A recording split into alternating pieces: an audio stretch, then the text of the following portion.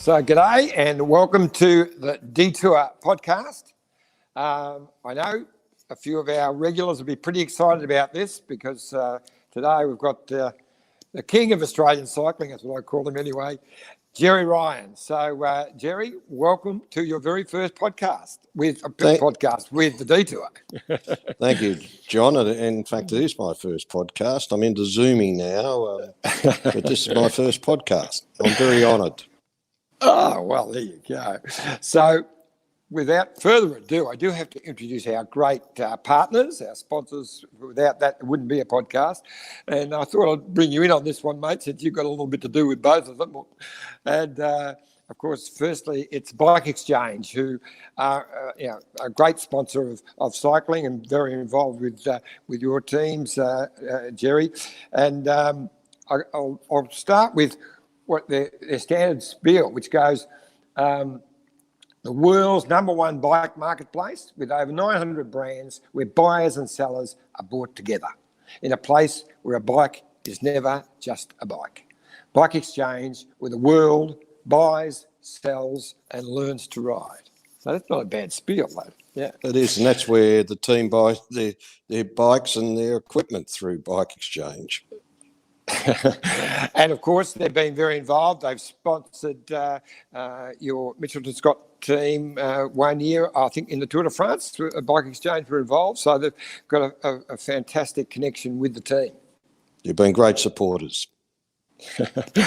And our other major partner is Let's Go Motorhomes. So Let's Go Motorhomes. They've been brilliant with the Sun Tour over the years and the Bay Crits. Get out and explore your backyard. Hire a Let's Go for your next great escape and take your bikes along for the adventure. Get a quote today from letsgomotorhomes.com. So I know that with Let's Go, I used to get a lot of international visitors coming over and hiring the motorhomes and caravans. But, of course, that's not happening right at the moment, and yet I was talking to John and Andrew in there, and they're saying that actually the rentals are going quite well at the moment, Gerry. Yeah, well, the inquiry rate's up 100% on last year. In fact, they want to put a couple extra reservation clerks on to take the bookings, so it's good for business. Amazing in this current time, but I think one of the terrible things we'll talk about the pandemic and how it's affecting everyone in a moment, but one of the real positives for me that's come out of it is people are reevaluating what's important to them. And a lot of people are thinking, you know what, I just want to get away with my wife, with the kids and go for a road trip. And right at the moment in Victoria, we can't go too far, can't get outside the state, but hopefully that will all change very soon. Yeah, I think that another 3 to 4 weeks or at least 4 weeks and the borders may open up for us Victorians, but unfortunately all along that the government was concerned about this second outbreak if we weren't careful, and their predictions were correct, and unfortunately we've all got to get behind them and make sure it can pass very quickly. Yeah. And our other partner is, in the podcast is Lexus of Blackburn. And Gerry, the Moore family, Andrew and Sarah. And Bethany came on the Tour de France a couple of years ago, so they're real great cycling fans. And if you're after a car, if you've got a Jayco caravan and you need something really good to tow it, well, there's a Lexus that will do that job without any doubt. And they're great supporters of cycling. Andrew sold me a demo model about 6 weeks ago, and I'm really enjoying driving the Lexus. Good stuff. So I'm about to get back in one, hopefully. Okay, so we'll get straight to cut to the chase. Of course, you've been making the headlines of late, Gerry. So how are you and the Mitchelton Scott team feeling only weeks away from returning to racing? We're very confident that it's going to take place, and with the restructure of the team, everyone's confident. Not only this year, but we're working. That this year's been set. Next year, for 21 and 22, looking to sign riders up and shore up our staff and everyone going forward. So, Gerry, it's been pretty well publicised of late, the issues that happened. There was a purported sponsorship with Manuela Fundación, and then rumours that they were actually taking over the team. You sort of put an end to all of that. So, what can you tell us about that whole situation? Well, what was heads of agreement certainly were signed for sponsorship, but some of the terms that I hadn't seen, and going forward that I didn't agree the direction. I think that it was some of the people in between the two organisations that got it slightly wrong, and they're a wonderful organisation, but there was a different opinion or of what was going to happen. So I stepped back.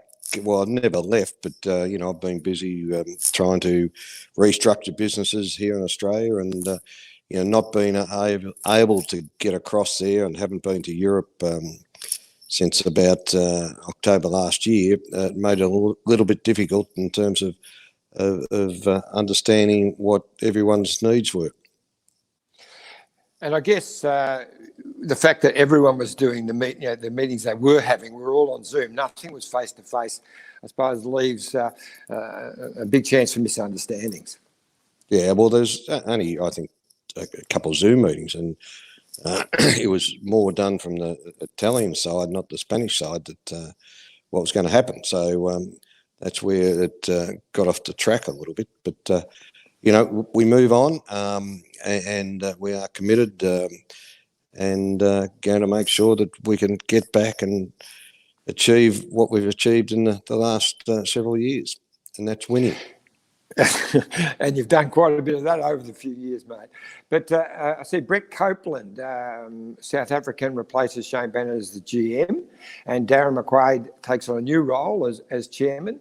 I've met Brett, but I don't know him very well, but I've been Googling him a bit of late, and I see he was into motorbike Grand Prix back a few years ago, running one of the teams there. I think either Yamaha or Suzuki or one of those, and very involved with cycling over the last few years, especially with Bahrain. He was the GM of that up until just recently. So what can you tell us about those two, Brett and Dara?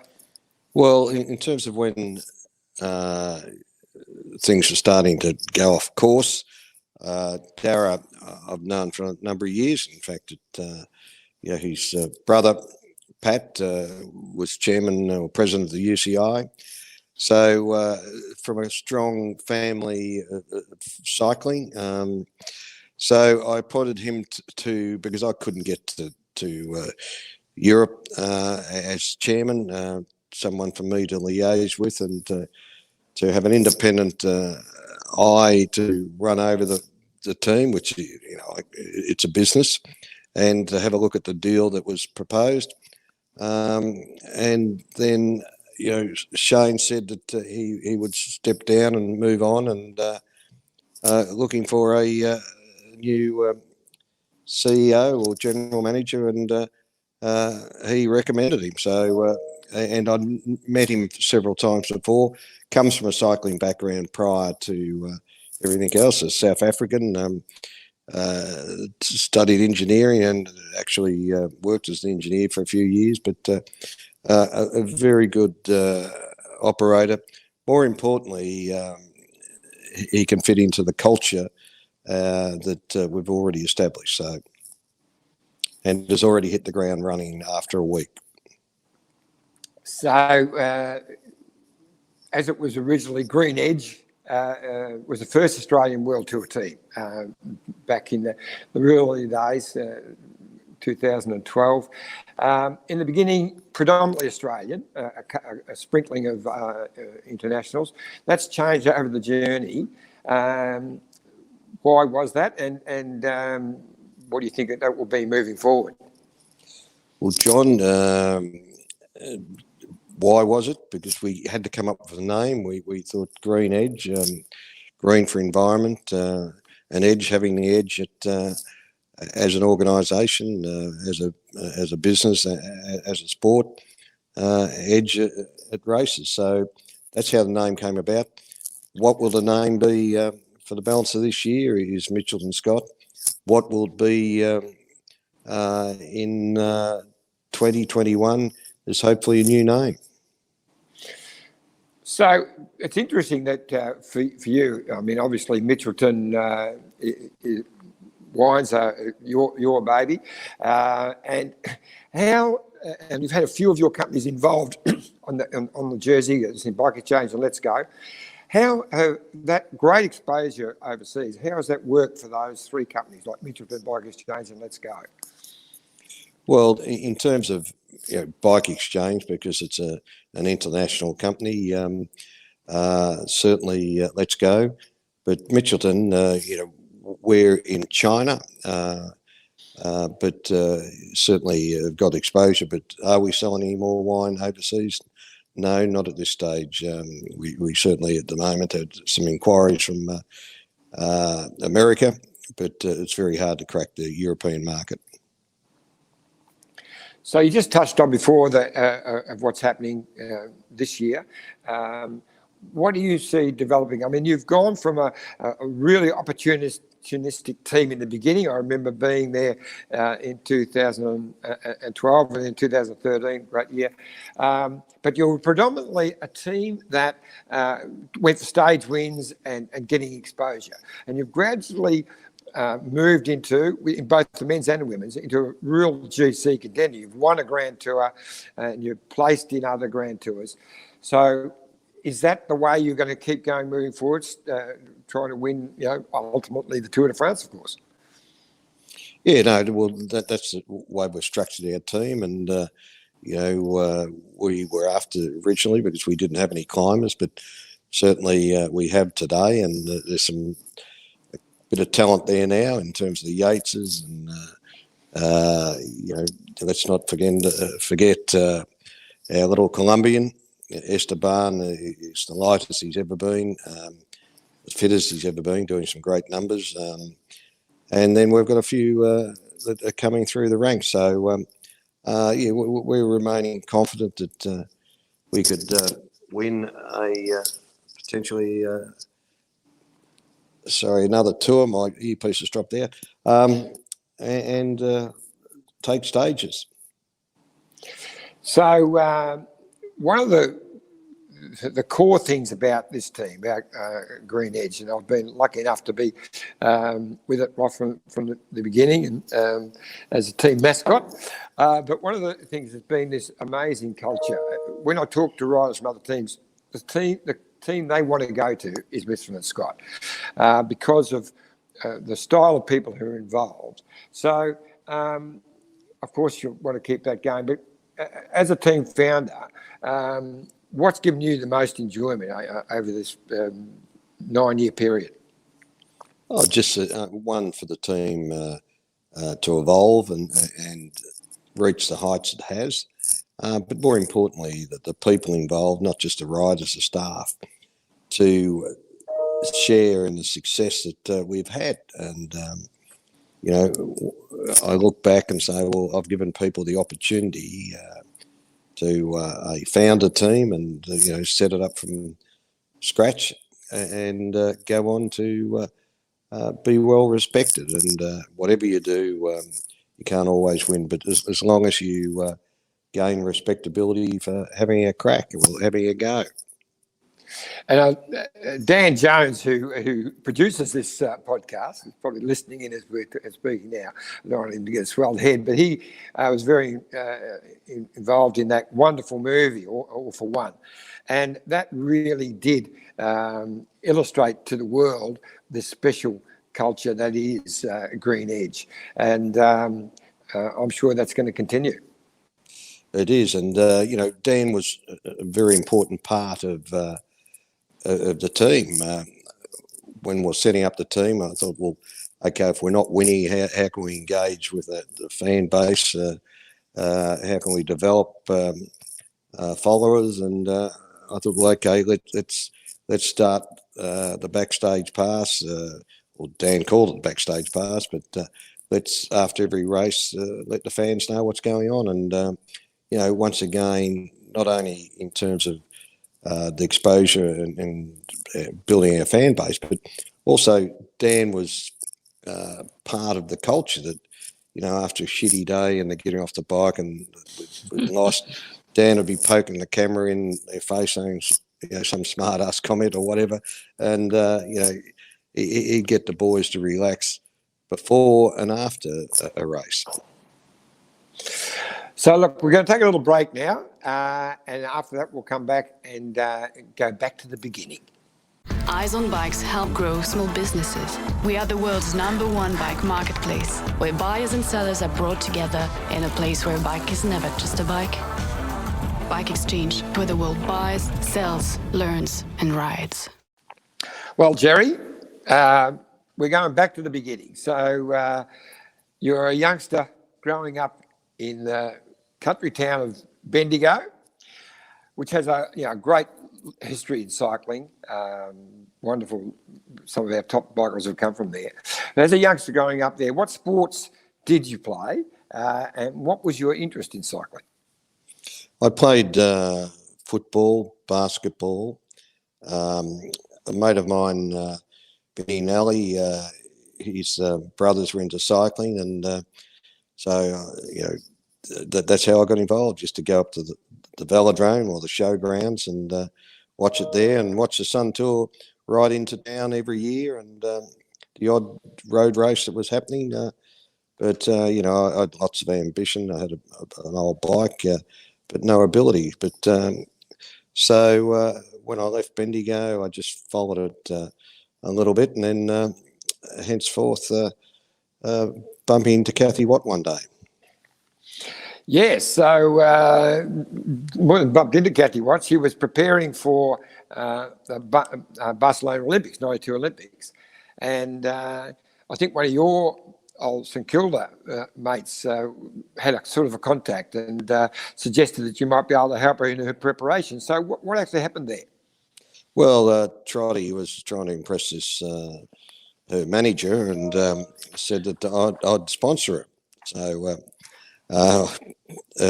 we met with Kathy, and she needed $10,000 to go to the States and ride in the Rockies, some altitude training, and so I sponsored for $10,000. And the Friday night before she rode on the Sunday in the Olympics, I got a postcard saying, "Hey, Gerry, thanks, I'm going to win it for you." And she did. So it's the best, quickest return I've ever had on a sponsorship. Yes, and the first Australian to ever win a gold medal in road cycling, which was very impressive. A wonderful ride. She also got a silver medal on the track in the pursuit as well. Yeah. And from that, you started the Jayco professional cycling team. I remember a character that I used to race with, Gary Boylan, coming. Garen Boylan, yeah. Put it on to you. He was working for Ansett at the time. He's a flight controller, and so we set up a team, recruited Dean Woods back, and the likes of Jamie Kelly, and then the second year we had Scotty McGorry come back, who was on track, came back and rode with us. So it was a great couple of years, and but we were winning most of the races, and the guys, we'd head over to the States in July, and but then I decided I met a bloke called John Tavaro that said, "You're better off to get out there and help promote races," and another bloke called Dave Sanders that said, "Hey, come and put your money into recruiting young kids and giving them an opportunity through the VIS." So and some of those kids were one bloke called, I think, Cadell Evans, Simon Gerrans, Baden Cook, so Matty Wilson's another one that won the Sun Tour. So it's been a great journey, but it's all about people and sharing their passion and hopefully living their dream. And that's what I've done, lived on everyone else's dreams. Well, you've enabled me to live a lot of those dreams too. And I remember taking the Jayco team away to the States. Gary Boylan's wife was very pregnant. He couldn't take them over there, so I took them over for the US Pro and all those great races. You're going to tell all the story, John, or just part the story? Only parts of the story. I think I'd leave it now. But so that's how I first. I remember coming to meet you in at Jayco head office, and it might have been 2 factories ago, I think, back in '93. And so then, as you say, you got involved with Dave and the VIS, which was a wonderful long-term sponsorship. You also, those teams were riding Sun Tours, and you had Robbie McEwen, Stuart O'Grady, all those guys racing in the Jayco team in all those wonderful events. And then you also sponsored the Giant AIS team. So it was Jayco Giant with Heiko. And they went over and raced actually as a mini pro team back in mid-90s. And did well. So, no, it's been a fantastic journey. And I don't think there's many bike riders who are racing at the top level who haven't come through a program that's been supported by you. So really, it's been quite staggering, really. As you mentioned, you got involved in some sponsorships, so you've been sponsoring some of my events, the Bay Crits, and some of the events, the Summer of Cycling, which you and I see the Tour de France have pinched our name, actually. They're calling the Tour de France Summer of Cycling this year. I'd sue them, John. Yeah. But, it's been brilliant. And you go back to those early trips. I carried you around the Tour de France quite a few times. Sometimes little slip-ups in accommodation, and you just seem to just shake your head. Never worry about it. Stuff-ups, John. As I said, though, never 2 in a row. If I did 2 in a row, you would have been gone. But we managed to. If we have a bad one, we'd have a chateau the next day. So that was always a positive. Do you want me to comment about that, John, or yes? Just endorse what you're saying? I was going to. Yeah, well, it's always the best meal we had, the best hotel when I wasn't on the tour. So let's go back to the Green Edge story. So where did it actually begin? What was the catalyst? I remember when you were on the tour with me, you'd often be looking around at all the different teams and different countries they came from. I remember you asking the questions. No Australian team in the Tour de France, and there hadn't been an Australian team in the World Tour, as they call it. So what was the catalyst for you starting to think we could do this? Well, I always dream big. And I thought, why not? There was a couple of people back there talking about it in Oz, and so I rang Shane Bannon up one day, and I said, it was the last day in Paris. I said, hey, I want to get a team going next year. And Shane said, oh, well, yeah, I'll ring you back, because he was actually taking the Jayco. We had an Australian team over there at the time, and so he rang me back, and I said, hey, let's do it. He said, well, we won't be able to do it next year, so it'll take 18 months by the time you apply for the licence and put a team together, and that was the start of it. 2012, but 2011, I remember it like it was yesterday. It was the most wonderful trip. We went over for just over a week. You took some of your mates. It was 2010. 2010, was it? Okay. 2010, and 11 we went to the Giro. Oh, yeah, that's right. That's correct. Yes. 2011 we went to the Giro. Do you want me to tell the story, or you, John? But I remember that was an absolutely amazing trip. We had a week over with the Giro. We only saw the bike race a couple of times, but we were you're getting the international journalists ready for the culture of Green Edge. Yep. Well, and we had the great Ron Barassi join us. Yes. Yeah, that was sensational. No, great man. But no, what we wanted to do is to let people know that we were coming, and to give them a little taste of who the people were, and what our values were, and our vision. So you started with a bang. You started in 2012, as you say, my years mixed up there. You won the Tour Down Under, and also, when you come over to Australia, Gerry won one of the major classics, Milan-San Remo, and you must have thought, wow, how good is this?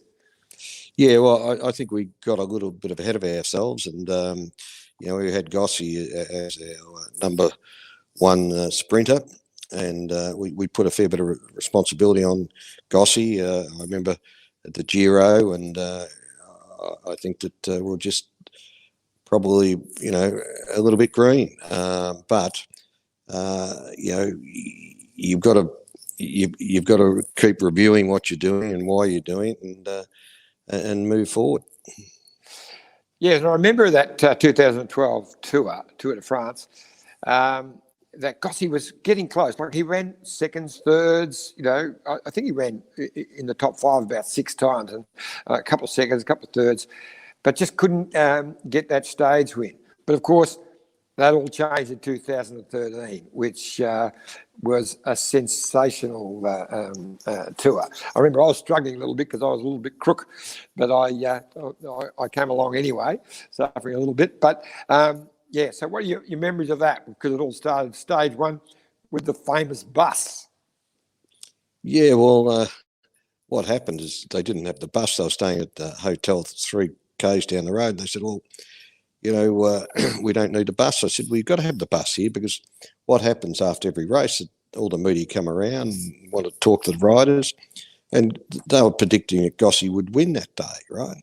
And I said, hey, well, you've got to have the bus here. So what happened is the bus came, the last bus coming in, and they normally lower the cameras down, which they did.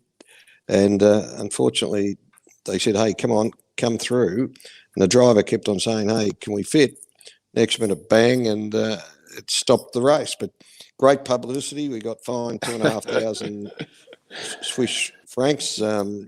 But we featured on the front page of New York Times, where the tour has never, ever been on the front page or get little publicity out of New York Times and other papers. And in fact, the tour said that they'd pay the $2,500 fine because they got millions of publicity. So win-win all around. Then we went on to win the team time trial and set Gerry won a stage and the team time trial, which was fantastic because 9 of the riders all had a stage win, and I think the record still stands today. Time record still stands today. So it was wonderful. Amazing. It was amazing, and Robbie McEwen and I were together, and we just jumped up, screaming and hugging each other, and everyone's looking around, and it's just a wonderful, wonderful experience.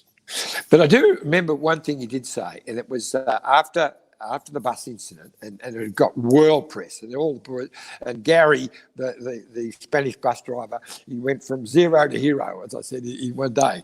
He thought he'd done the wrong thing. It was never really his fault. It was Robbie said, of course you can go through. The other buses went through, and the Tour de France official told him. Wait, yeah. So it wasn't really his fault. But I did tell Gerry to, because everyone wanted to interview Gerry. I said, hey, put a sign up, single, and put your phone number up. So it's amazing how we're driving around the rest of the tour and everyone's, cheering us on and waving to us. So it was But I remember you saying, it was just the next day, and everyone's getting excited about the publicity. You said, okay, that's fine, but we have to win a stage, because if we don't win a stage, we'll only be remembered as the team that smashed into the gantry with the bus. And the next day, Gerry won. Yep. Well, Gerry, the women's team, the Mitchelton Scott now, but the Green Edge women, it's been a wonderful story. They've been on the whole journey with you, and you've been a great supporter of women's cycling. I mean, it was Kathy what started you into the sport, but with the VIS and the AIS and all you supported the Olympics over the time, you've really... they've been an important part of the whole cycling journey. But the Green Edge cycling women's team has been a remarkable success story. Well, it has. When we started out the team, I said to Shane Bannon that we have to have a women's team and as well, and to be riding the same equipment and to have the same facilities. So it was important to me, and the girls have repaid me well and truly with some of the great victories, and being the number one team in the world, which is fantastic. But to see people like Amanda Spratt, Aussies, Lissa Hoskins, Lucy Kennedy, Tiff Cromwell, I can go on, Gracie Alban, Gracie's what a great job she's done. Yeah, and you've brought some. Look, in the beginning, it was internationals leading that team with Emma Johansson, Linda Willumsen, Gunnar, as we call her, Louise Gunnerbeek, Valentino Scandalara, all world class cyclists. Then you brought in, of course, Annemiek van Vleuten, who has just blossomed into the number one rider in the world. But you've managed to mix that, so they've helped develop these great Aussies. Well, you just lift the standard and the competition, and the girls, the international girls, have brought some great skill sets and experience to the team, and I think that they've blended in very well, and we look forward to more success. Well, I mean, we just spent a lot of time talking about all the great wins by the guys. We haven't got time to list all the wins by Mitchelton Scott women. It's too long. But number one rider in the world, number one team, isn't a bad effort. Oh, sensational. I mean, they've won the Women's Giro, the Jayco Herald Sun Tour for the last 2 years. But who win in the last year's World Road Race Championship, Annemiek, was just about the best rider I've ever seen. She went away with over 100 kilometres to go, and no one could catch her. No one could catch her. And she gave me her bike. So I've got that as in my collection of memorabilia. And how often have you been riding these bikes, mate? Well, it's there. It's not to be ridden, John. It's a classic, right? It is. And I can remember you and I making a New Year's Eve promise to each other. We were going to meet up once a week to go for a ride. We haven't actually met up once yet. At what hour of the night and at what number of bottles of red wine? It was New Year's Eve. It was New Year's Eve. That's very true. It might have been early in New Year's Day anyway. Look, we'll take a final break, and when we return, we'll talk all things business. Bike Exchange, where the world rides. So back to the start, Gerry. Everyone knows you're the man behind Jayco, the king of the caravan industry. But most people wouldn't know just how all that started. So could you just take us back to the beginning of Jayco? Yeah, I was working for a company as a filling job called Sunwagon Camper Trailers, and they produced a camper which they were importing from Jayco US, some lifter systems.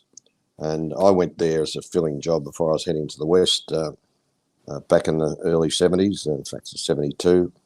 I had a brother out there said, come West, young man, and make your fortune. So after 2 months, they made me a foreman, and another 4 months later, at the age of 22, I was managing the production, running 100 people. Well, it was a baptism of fire. I love older blokes. They used to call me son. They couldn't accept me being the boss, but I certainly could give it back too. But he sent me to the States, the company did, and came back with a head full of ideas, which they didn't want to listen. They'd merged 2 companies together, and I was pushed down the ladder. So I knew about production, spent time with the purchasing manager to find out, about buying. I'd have lunch with him every day, and a Saturday I'd go around and visit some of the dealers and get to know the sales side. So, and decided to, at the age of 24, to go it alone. So we built one prototype, and 6 months later we started producing one a day, and today we're trying to get 60 a day. Really? 60 caravans a day? That's amazing. Mm. Yeah. It's a fantastic setup out there on Jayco Drive out on the Frankston Dandenong Road there. It's a huge setup. I can remember when I first had any dealings with you. It was, I think, 3 factories ago, back in Dandenong itself, and then you moved out further out on Dandenong Frankston Road, and you outgrew that. And now you're in the 3rd setup, so it's brilliant out there. With the COVID crisis hitting us, how's that affected the caravan industry? Well, it certainly affected as soon as it hit. We certainly went down. It was like a V. We just dropped. Orders just dried up. But I always said to the staff and our dealers and the subsidiary companies that we're just got to tighten our belts. We will come out of this, and we have, and we've come out strong. Apart from Victoria at the moment, which is a temporary, but Australians won't be able to travel overseas for quite a while, and the form of travel and go and see this great country of ours is the best way, is a caravan or a motorhome. Yes, well, as we've been doing this podcast, the news has come through that Melbourne has now gone into lockdown. I'm lucky I live in Geelong, so I've just escaped the edge of that, but we might be right behind you, I would feel.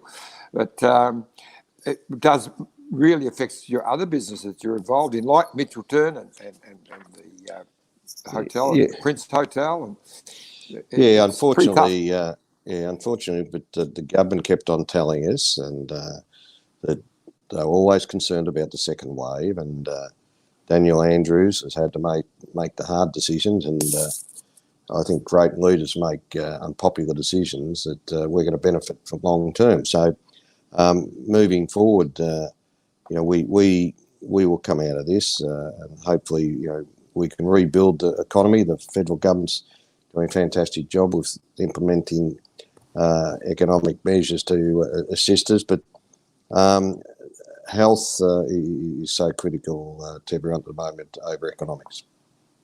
Yes, and we were talking about it earlier. I mean, I really have noticed how people have changed their thinking and reevaluating what's important in their life. Dan and I pulled into a driving coffee shop on the way down the other day to Melbourne, and went to pay for it, and the guy said, "Sorry, the car in front's already paid for you." I thought, wow, people who didn't even know us, and those sort of things, that's pretty special. It is, and I think that more people will be more understanding of each other and more caring and certainly concerned about health measures.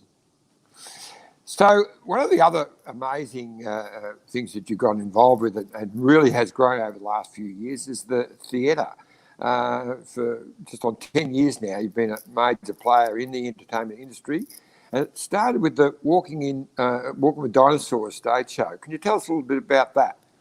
Well, one of these other silly ideas, people come to me, Billy May, the late Billy May, and said, "Hey, Gerry, I want to build a dinosaur. I need 150,000. We want to look at bringing dinosaurs back to life."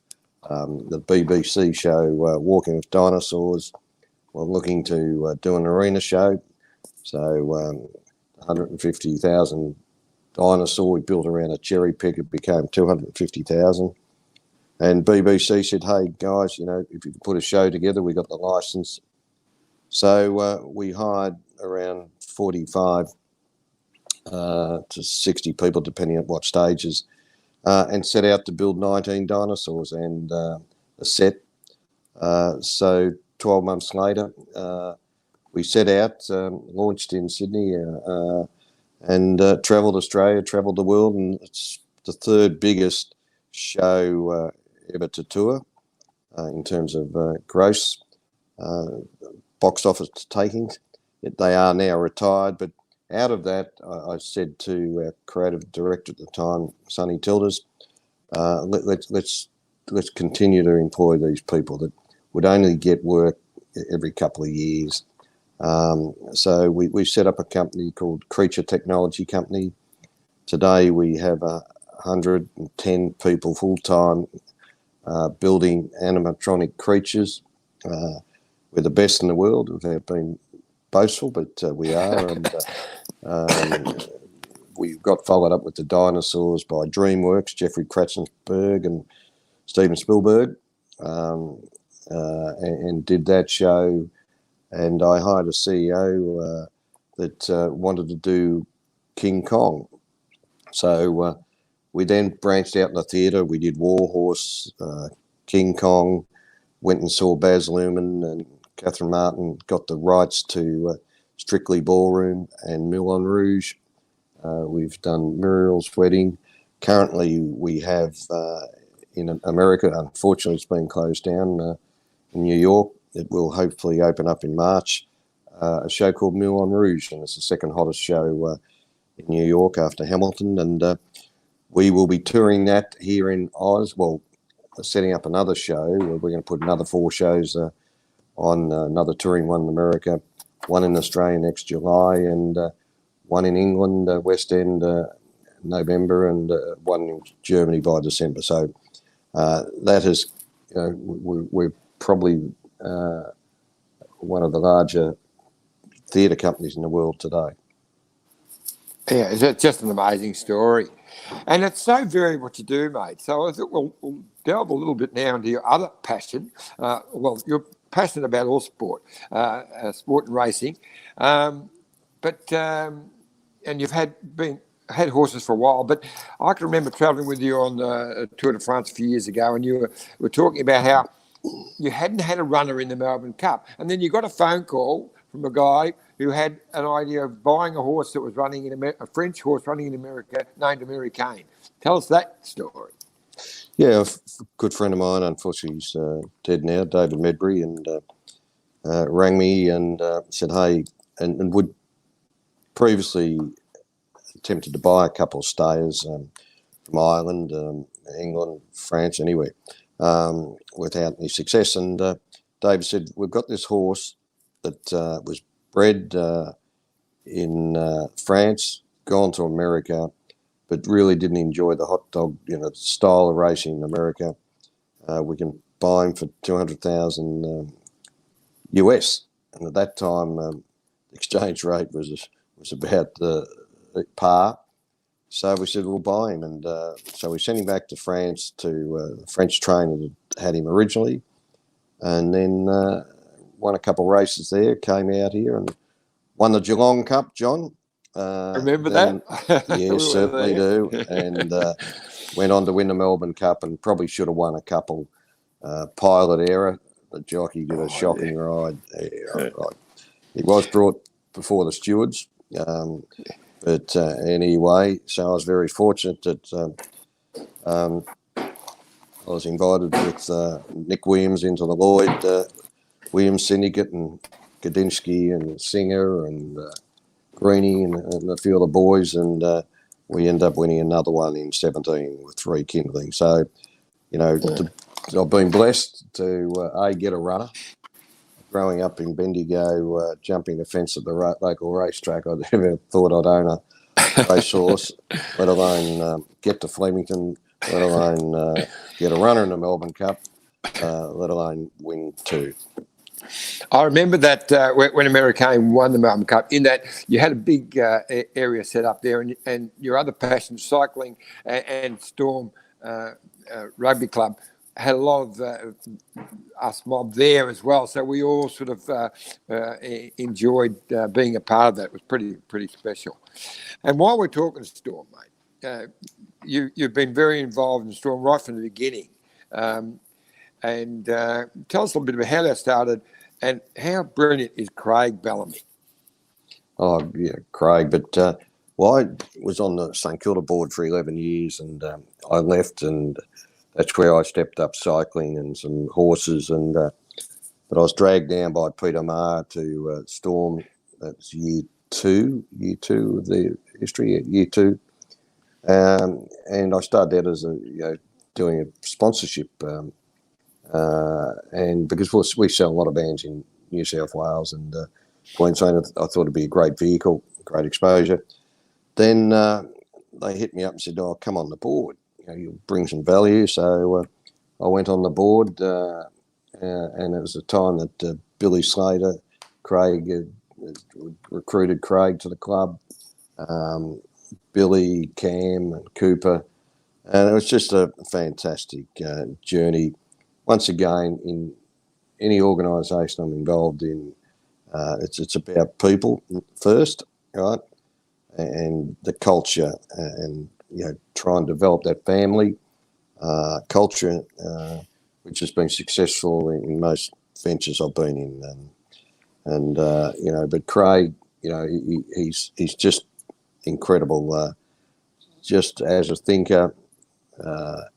He does get a bit excited, as you can see on TV or standing next to him, but I remember taking Val to one of the first games, and she said, "Who's that guy swearing? You should get him thrown out." I said, "We can't throw him out." I said, "That's the coach."